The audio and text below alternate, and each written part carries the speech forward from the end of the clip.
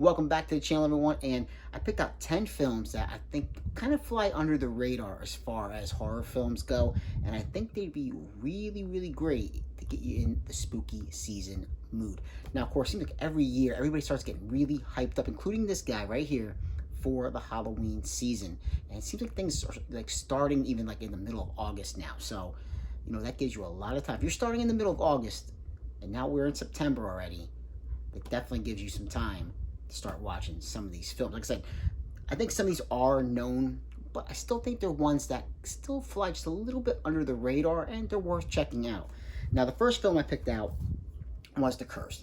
This one I talked about a little while ago on the channel, and this is a little bit of a different take on a werewolf film, but the practical effects with the werewolf in this one, because again, it's not your typical looking werewolf in this one, but I really like, it's a period piece, and I like the retelling, the tale basically of how someone becomes a werewolf. I really enjoyed the interpretation that they took with this particular film. So The Curse, really enjoyed this one, and I think it's worth checking out. Now, the next two films that I picked out are both have sequels. And so the first film is The Dead. It's a zombie film, and this one is, in a time when we get a lot of crappy zombie films, this is one of the better zombie films.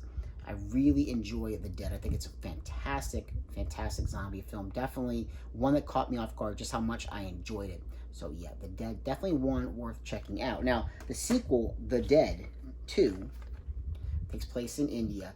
And this one, I would say it's still good. It just doesn't hit the mark just quite as much as that first film, but it's still a pretty solid film. I think for both of these films, the endings are very interesting. The take that they take with both of the endings with, you know, both these films, it's ones that are definitely worth. If you love horror films, if you love zombie films, the Dead franchise is one that's worth checking out. So yeah, The Dead 1 and 2. Now, the second franchise, basically, if you can call it two films, it kind of becomes a franchise at that point. And that is Meet the Blacks. Mike Epps in Meet the Blacks. This is has some comedy, but the horror is pretty good in this film as well. It's almost like a little bit of I wouldn't really say a spoof, but it's a little bit of a take on The Purge.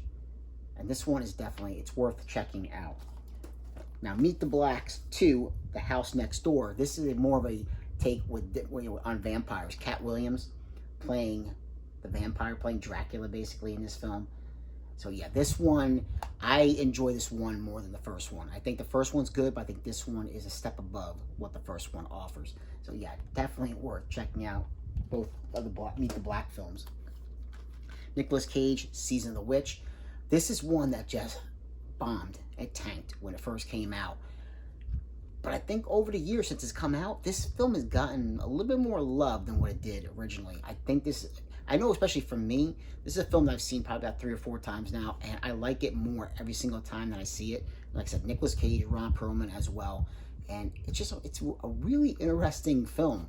And, you know, dealing with a witch, and I like it. I really enjoy this one quite a bit. Season of the Witch. It probably might be flying under the radar. You probably heard bad things about it, but it's definitely worth giving a try. I think there's something for everybody in this film. I think somebody can find at least 1 or 2 things in this film that they're going to quite enjoy a lot.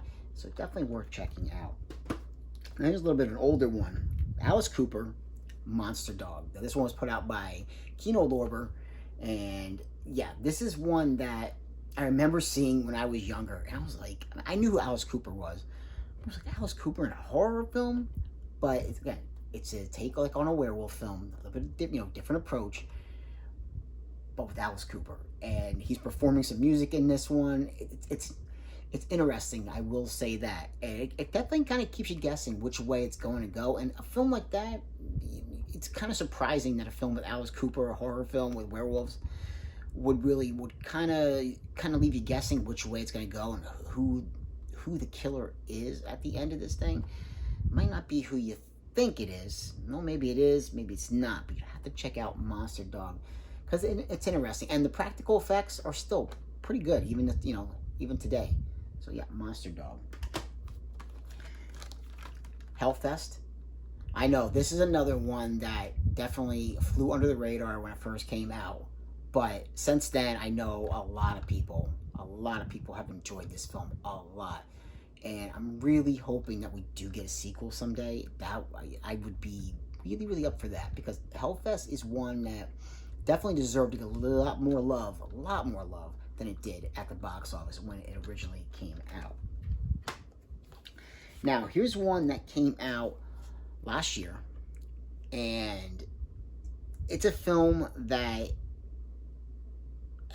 it's hard to put into words about this film, because it's not the kind of cast that you would, typically think for a horror film, but it has the Foo Fighters, and it's Studio 666.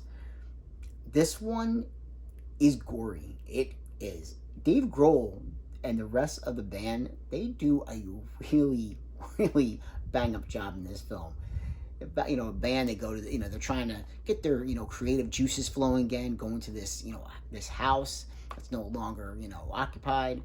And there is a demonic spirit within this house that overtakes Dave Grohl. So yeah, some of the kills in this thing are just crazy, absolutely crazy. And Studio 666 is definitely one worth checking out. Definitely recommend this one a lot. And finally, Bloodfest. A group of kids go to this basically traveling horror amusement park, and there's all different locations throughout the park where there's different kinds of creatures. There's vampires, there's zombies, so many different things. There's like killer clowns. There's a little bit for everybody in this film, and this is one that I found streaming, and as soon as I watched it, I'm like, I have to pick this up and I have to add this to the collection, because it is a crazy, crazy film. This one is definitely probably not well known, but this is one that's worth checking out. If you like, haunted amusement parks, with the horror theme behind it, this is a film to check out. Like I said, because all different locations throughout the park that these kids have to make their way through, when all the and believe me, this thing gets gory. There is some crazy, crazy murders in this thing, and it gets really freaking gory. It's worth checking out. Yeah, definitely Bloodfest, definitely worth checking out. So, yeah, just a few films that I thought, again, some might be known, but some probably still fly a little bit under the radar. And instead of, picking your traditional films that you would around this time of year, especially, only being in the beginning of September, gives you plenty of time to maybe check some of these films out, give some of these films a chance. So, like, subscribe, and comment, get a chance, and I will catch you in another episode. Take care.